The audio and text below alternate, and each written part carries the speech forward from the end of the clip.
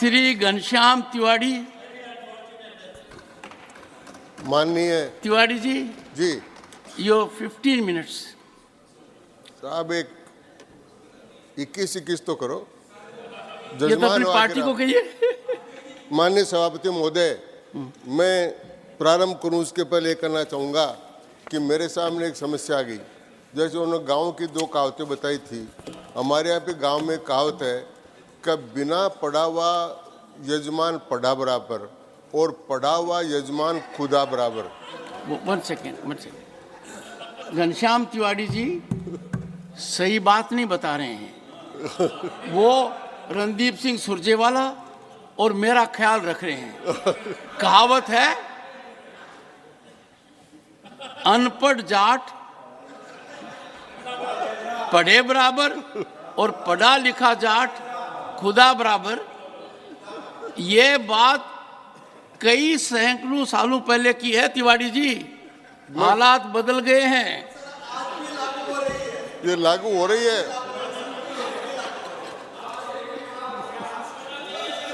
तो सभापति महोदय, professor, this is known as expression of paint of feeling. ये सभापति महोदय, तिवारी जी पर इस बात का ध्यान रखिए, ये कहावत बहुत पुरानी है, पानी बहुत बह चुका है। अब आप और हमें कोई ज्यादा फर्क नहीं है।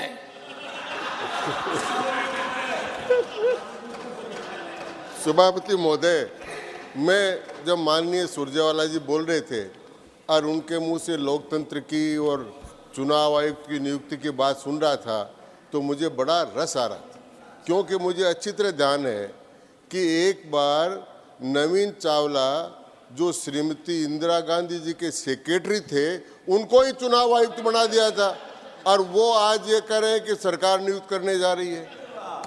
तो साहब इतना ये बात कर रहे हैं, फिर वो पार्टी लोकतंत्र की बात करे जो इमरजेंसी लगाई, सारा काम किया, तो मैं वो लोकतंत्र की बात नहीं करूँगा, उन बातों पर मैं नहीं जाऊँगा। मैं इस बिल की ओर जा रहा हूँ और माननीय सभापति महोदय, मैं इस बिल के समर्थन करने के लिए खड़ा हूँ। उन्होंने दो बातों की चर्चा की, उन्होंने संविधान सभा की चर्चा की, उन्होंने सर्वोच्च न्यायालय के निर्णय की चर्चा की।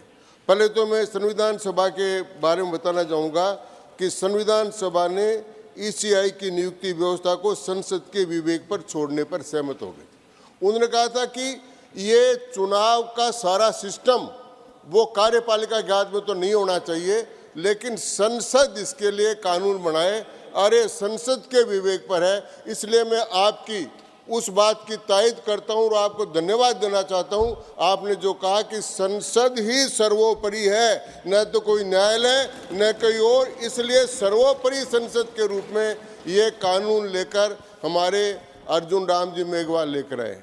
उन्होंने बाबा साहब अम्बेडकर का जिक्र किया। अब वो पुराने वो हमारे पूज्य हैं और फाउंडर मेंबर हैं, और अब उनके बाद में साहब अगर कोई शेड्यूल कास्ट का आदमी कानून मंत्री बना है तो वो अर्जुन राम मेघवाल है। तो साहब अब जब आप उनकी चर्चा करते हो तो अर्जुन राम जी मेघवाल की भी चर्चा करो। तो मैं निवेदन ये करना चाहता हूँ कि वर्तमान में जो विधेयक है उसका कारण क्या है। साहब हर बात पर सुप्रीम कोर्ट में जाने का आदत पड़ गई है विपक्ष की, और इसके कारण से जिस सुप्रीम कोर्ट का बार बार निर्णय कर रहे थे, कल उसी सुप्रीम कोर्ट ने अपने जजमेंट में कहा कि सरकार की हर बात को चुनौती सुप्रीम कोर्ट में देने से अराजकता की स्थिति पैदा हो जाएगी, और ये अराजकता की स्थिति पैदा करने का प्रयत्न वो कर रहे थे। मैं आपसे निवेदन करना चाहूँगा कि जब ये कानून बनाने की आवश्यकता क्यों पड़ी, जब बरनाला अजीत के केस के अंदर सुप्रीम कोर्ट में गए, सुप्रीम कोर्ट ने 3 लोगों की समिति बना दी कि भारत का प्रधानमंत्री, प्रतिपक्ष के नेता और सुप्रीम कोर्ट के चीफ जस्टिस ये मिलकर तय करेंगे जब तक कानून नहीं बन जाता। तो उस परिप्रेक्ष्य में कानून बनाने के लिए ये कानून लेकर हमारे विधि मंत्री जी आज यहाँ पर आए हैं, इसलिए मैं विधि मंत्री जी का स्वागत करता हूँ। दूसरी बात ये कहना चाहता हूँ कि इस कानून में क्या है सभापति महोदय, इस कानून में चयन समिति की संरचना की व्यवस्था की गई कि चयन समिति कैसी होगी, उसकी संरचना की व्यवस्था की गई है। चुनाव समिति में चयन समिति में कौन लोग शामिल होंगे, इस बात की व्याख्या की गई है। अध्यक्ष के रूप में प्रधानमंत्री रहेंगे, सदस्य के रूप में लोकसभा में विपक्ष का नेता होगा, और साहब इसमें और भी इनके लिए बहुत रियायत दी गई है।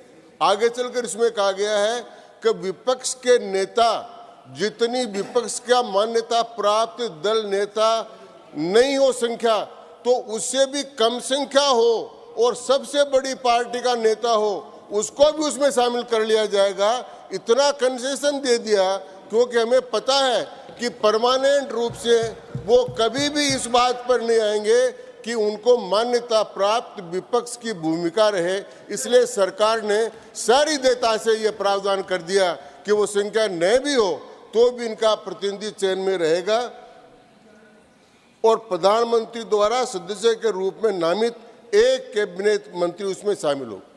माननीय सभापति महोदय, 70 साल तक जो आदमी इस बात को कभी चयन समिति की बात ही नहीं की, अपनी इच्छा उसको बनाते रहे, वो आज इस प्रकार की बात करें, मैं समझ में नहीं आता। ये चुनाव आयोग क्या है, ये लोगों के ध्यान में कब आया? मैं याद दिलाना चाहता हूँ माननीय सभापति महोदय, जब सबसे पहले TN शेषन भारत के मुख्य चुनाव आयुक्त बने थे, तब लोगों को पता लगा कि चुनाव आयोग क्या होता है। वरना तो पहले तो राज्य चुनाव आयोग था। अभी चर्चा कर रही थी कि ये जो सदस्य बनेंगे उनका ये कैडर होगा, ये इनका ये कैडर होगा। शक्ति सिंह जी सुने सुने सुने सुने सुने आपको एक राय दे रहा हूँ राय दे रहा हूँ। मैं विधानसभा में एक सेकंड, मैं विधानसभा में माननीय घनश्याम तिवारी जी के खिलाफ रहा हूँ। मैं प्रतिपक्ष में था, माननीय घनश्याम तिवारी जी मंत्री भी थे। इनको जितना टोकोगे उतनी ऊर्जा आएगी इनको, ये मत कीजिए, ये मेरी आपको राय है। और नीरज डांगी जी के पिताजी भी हमारे साथ थे। मैं आपको राय दे रहा हूँ घनश्याम जी, अब आपको इंटरप्शन नहीं होगा तो आप समय में अपना बात कह पाएंगे।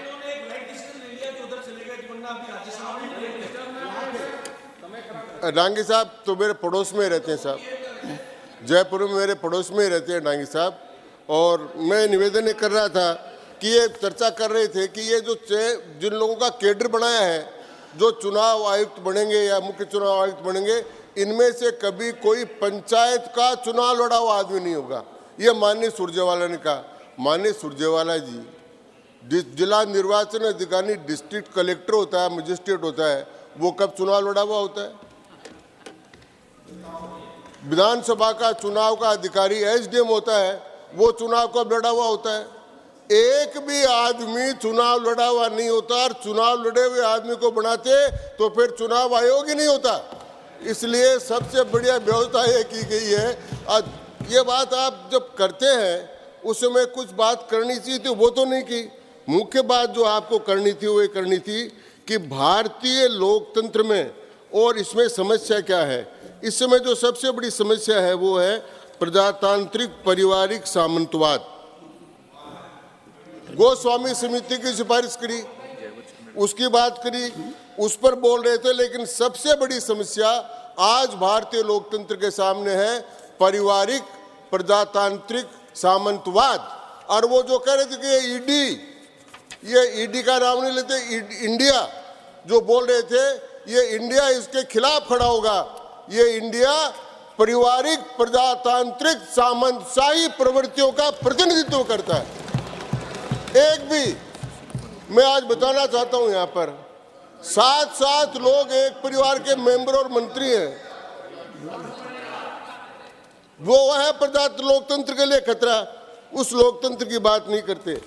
चुनाव आयोग की जो व्यवस्था की गई है सभापति महोदय, ये निष्पक्षता के लिए की गई और केवल सुप्रीम कोर्ट का निर्णय और सुप्रीम कोर्ट के निर्णय के आधार पर नहीं की गई।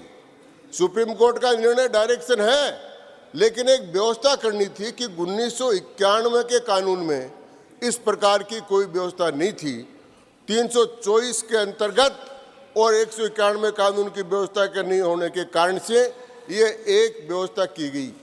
और ये व्यवस्था उन व्यवस्थाओं से बेहतर है जो व्यवस्था आप लोग public service commission, union public service commission में जो नियुक्तियां होती है, वो नियुक्तियां कैसे होती है, उनसे बेहतर स्थिति की इसमें व्यवस्था की गई है।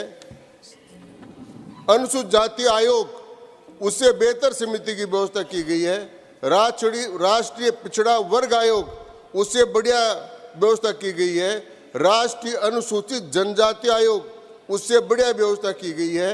और अन्य निकायों में जो नियुक्तियां होती है, उससे भी बढ़िया और व्यापक व्यवस्था की गई है कि उनमें तो प्रतिपक्ष का नेता होता ही नहीं है। तो वो सारे जब संवैधानिक रूप से ठीक ढंग से काम कर रहे हैं, तो फिर ये नियुक्तियां और ये आयोग ठीक ढंग से काम क्यों नहीं करेगा। माननीय उपसभापति महोदय, मैं निवेदन करना चाहता हूं कि भारत की 2 चीजों का अध्ययन करने के लिए दुनिया भर से लोग आते।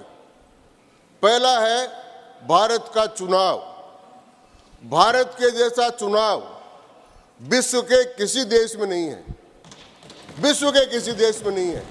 आज आचार संहिता लगने से पहले जो चीफ सेक्रेटरी और सेक्रेटरी मुख्यमंत्री और मंत्रियों के साथ थे, जिस दिन आचार संहिता लगती है वे चुनाव आयोग के अधीन हो जाते हैं और चुनाव का अधीन होकर निष्पक्ष रूप से काम करते हैं।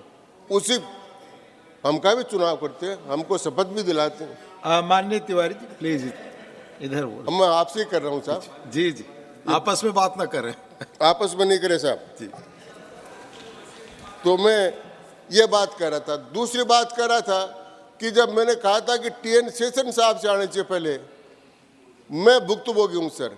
मैं 1972 से इन चुनावों से जुड़ा हुआ हूँ, स्वतंत्र से चुनाव लड़ रहा हूँ, लड़ा रहा हूँ और अब तक यहाँ पर पहुँचा हूँ। मैंने देखा है कि जब चुनाव होते थे तो सरकार की चलती थी, तब चुनाव के पहले दिन तक ट्रांसफर के लेटर कांग्रेस के नेता लेकर आते थे। वोट दो, ये ट्रांसफर का लेटर लो, वोट दो, ये ट्रांसफर का लेटर लो, तब तक काम करते थे। ये तो आचार संहिता क्या होती है तब पता लगा। और जब TN शेषन ने इतना काम किया तो उन्होंने देखा ये तो बहुत खतरनाक काम है, तो उसकी संख्या बढ़ा दी, तो 2 कर दिए, अब 3 हो गए हैं। तो जजमेंट के आधार पर निर्णय होगा। तो ये चुनाव आयोग की प्रक्रिया को ठीक करने के लिए हम इस प्रकार का काम कर रहे हैं, लेकिन चुनाव सुधारों की बहुत बड़ी आवश्यकता है समाप्त। अभी गोस्वामी समिति की सिफारिश की बात की, प्रकाशवीर समिति की सिफारिश भी आई हुई थी। उन चुनाव सुधारों के बारे में कुछ नहीं किया गया। अगर किया गया है तो माननीय प्रधानमंत्री नरेंद्र मोदी के द्वारा किया गया है। 1951 में इन्होंने कानून बनाया और खुद नियुक्तियां कर देते थे। तो कमेटी भी नहीं थी, तब तो सर्च भी नहीं था, तब तो रिसर्च भी नहीं था, ये बना देते थे, ये कर लेते थे। लेकिन अब जब ये कमेटियां बनने लगी और जब विपक्ष में बैठे और जब इसका थोड़ा टेस्ट आने लगा, तब इनके दिमाग में इस प्रकार की तकलीफ हो गई। इसलिए इस प्रकार का काम ये बार बार करते हैं। अगर आपको चुनाव सुधार करना है तो चुनाव में धन का जो प्रयोग है, उस धन के प्रयोग को कम करना पड़ेगा। आपको मौका मिलेगा झा जी, प्लीज। अच्छा चलिए। तो चुनाव सुधार के लिए पैसे का, अब पैसा कहां से आएगा साहब? पैसा आता है चुनाव में ब्लैक मनी का, और ब्लैक मनी जब पकड़ी जाती है तो समस्या होती है। तो कहीं 58 करोड़ पकड़े जाते हैं बंगाल में, तो कभी 350 करोड़ पकड़े जाते हैं। तो ये सारा का सारा पैसा लोकसभा चुनाव के लिए इकट्ठा किया था। लेकिन इस बार चुनाव आयोग ने इन 5 राज्यों के चुनाव में ऐसी व्यवस्था की कि आज तक जितना पैसा नहीं पकड़ा गया, उतना करोड़ों रुपए का पैसा इस चुनाव के आचार संहिता के काल में पकड़ा गया। ये इतनी शुद्धता, इतनी शुचिता, इतनी पवित्रता हमने इस चुनाव की कायम की। तो एक तो मैं करना चाहता हूँ। दूसरा, सभापति महोदय, हमारी तरफ से आप बता दें कि पार्टियों के अंदर आंतरिक लोकतंत्र जब तक नहीं होगा, जब तक सुधार लागू नहीं होगा।